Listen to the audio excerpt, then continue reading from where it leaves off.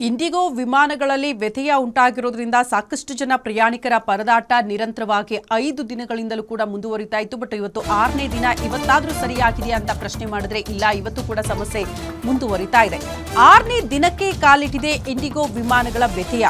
ವಿಮಾನ ನಿಲ್ದಾಣಗಳಲ್ಲಿ ಪ್ರಯಾಣಿಕರ ಪರದಾಟ ಈ ಕ್ಷಣಕ್ಕೂ ಮುಂದುವರಿತಾ ಇದೆ.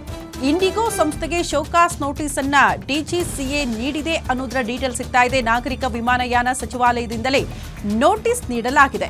ರದ್ದುಗೊಂಡಿರುವ ಪ್ರಯಾಣಿಕರಿಗೆ ಮರುಪಾವತಿ ಮಾಡುವುದಕ್ಕೆ ಸೂಚನೆ ನೀಡಲಾಗಿದೆ. ಅಟ್ಲೀಸ್ಟ್ ಅವರಿಗೆ ಆಲ್ಟರ್ನೇಟ್ ವ್ಯವಸ್ಥೆ ಮಾಡಬೇಕಲ್ಲ. ಇತರೆ ಸಂಸ್ಥೆಗಳಿಗೆ ಟಿಕೆಟ್ ದರ ಏರಿಕೆ ಮಾಡದಂತೆ ಸೂಚನೆ ಕೊಡಲಾಗಿದೆ.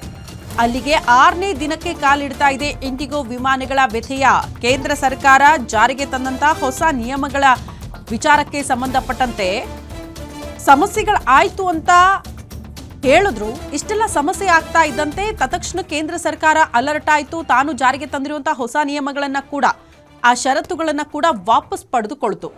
ಅಟ್ಲೀಸ್ಟ್ ತ್ವರಿತಗತಿಯಲ್ಲಿ ಸಮಸ್ಯೆ ಬಗೆಹರಿಬೇಕು, ಪ್ರಯಾಣಿಕರಿಗೆ ಅನಾನುಕೂಲ ಆಗಬಾರದು ಅನ್ನೋ ಕಾರಣಕ್ಕೆ.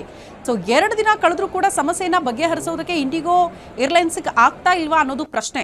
6ನೇ ದಿನ ಈಗಲೂ ಕೂಡ ಏರ್ಪೋರ್ಟ್ನಲ್ಲಿ ಪ್ರಯಾಣಿಕರ ಪರದಾಟ ಮುಂದುವರಿತಾ ಇದೆ.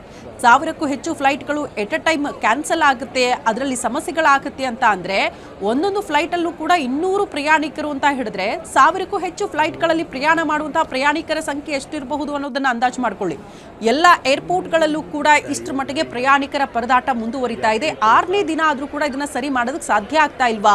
ಇದು ಉದ್ದೇಶಪೂರ್ವಕವಾಗಿಯೇ ಇಂಡಿಗೋ ಏರ್ಲೈನ್ಸ್ ಈ ರೀತಿ ಸಮಸ್ಯೆಯನ್ನ ಉಂಟು ಮಾಡ್ತಾ ಇದೆಯಾ ಅನ್ನೋದು ಪ್ರಶ್ನೆ. ಹಾಗಾಗಿ ಈ ವಿಚಾರಕ್ಕೆ ಸಂಬಂಧಪಟ್ಟಂತೆ ಉನ್ನತ ರೀತಿಯಲ್ಲೇ ತನಿಖೆ ಆಗಬೇಕು ಅನ್ನೋ ಕಾರಣಕ್ಕೆ ಕೇಂದ್ರ ಸರ್ಕಾರನೇ ಒಂದು ಕಮಿಟಿಯನ್ನ ರಚನೆ ಮಾಡಿದೆ.